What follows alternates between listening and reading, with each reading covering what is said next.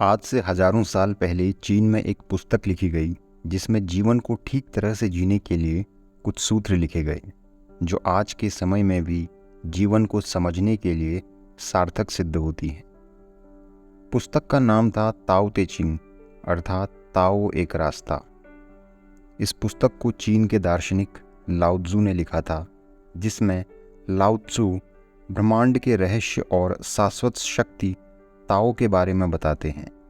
लाओ त्सु कहते हैं, ताओ जिसे जाना जा सके वह शाश्वत ताओ नहीं है। नाम जिसे लिया जा सके वह नित्य नाम नहीं है। अगर इसका नाम है तो यह अन्य वस्तुओं की तरह है। नाम और रूप से ही सब चीज़ों का अस्तित्व है। अर्थात ताओ ना तो कोई नाम है, ना कोई रूप, ना कोई इच्छा, ना कोई अभिव्यक्ति।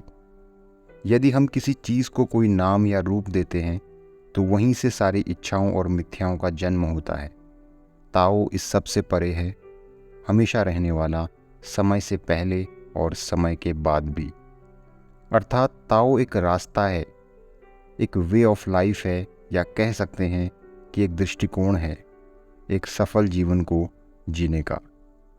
लाओ त्सु अपनी किताब के माध्यम से आगे कहते हैं, अगर कोई चीज़ खूबसूरत है तो कोई घृणित भी होगी, अगर कोई चीज़ अच्छी है तो कोई बुरी भी होगी। आप कुछ नहीं पा सकते बिना कुछ खोए। अगर कोई काम मुश्किल नहीं तो कोई आसान भी नहीं। कुछ चीज़ें ऊपर होती हैं तो कुछ चीज़ें नीचे भी होती हैं। यदि आप प्रथम आते हैं तो कोई अंतिम भी आएगा। अर्थात लाओ त्सु यहाँ कहना चाहते हैं यूनिवर्सल बैलेंस के बारे में। यदि आप यूनिवर्स में कोई भी कार्य या अभिव्यक्तियाँ प्रकट कर रहे हो तो उसके साथ कोई ना कोई विचार या धारणा अपने आप पैदा हो जाती है। जैसे यदि आप बहुत अमीर बनने का प्रयास करते हैं तो कोई ना कोई गरीब भी रहेगा। यदि कोई प्रथम आने का प्रयास करेगा तो कोई अंतिम भी आएगा।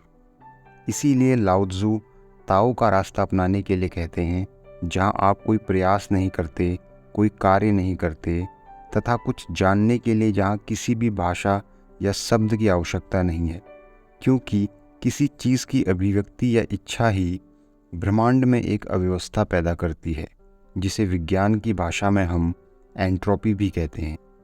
इसीलिए लाओ त्सु कहते हैं, ताओ स्वर्ग और धरती के बीच में हवा की तरह है। उसका आकार बदलता है पर रूप नहीं। जितना यह चलती है उतनी ही यह बदलती है।